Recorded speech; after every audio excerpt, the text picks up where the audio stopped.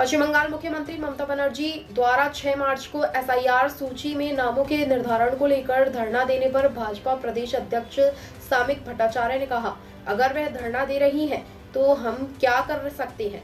लोग उनकी स्थिति जानते हैं। लोग जानते हैं कि वह बांग्लादेशी रोहिंग्यों, बांग्लादेश से आने वालों और मृत मतदाताओं के लिए धरना दे रही है। উনি ধর্নায় বসলে আমরা কি করতে পারি? ওনার অবস্থান মানুষের জানা।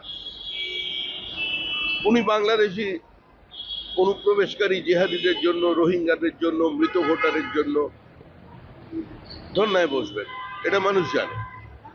আর আমরা আন্দোলন করব যে আমাদের যে ফর্ম 7 পুলিশ বেআইনিভাবে বাজেয়াপ্ত করেছে, তৃণমূল কংগ্রেস আগুন লাগিয়েছে, অফিস ভেঙেছে, কর্মীদের মিথ্যা মামলায় জড়িয়ে দিয়েছে, সেই ফর্ম 7 জমা নিতে হবে, শুনানি করতে হবে।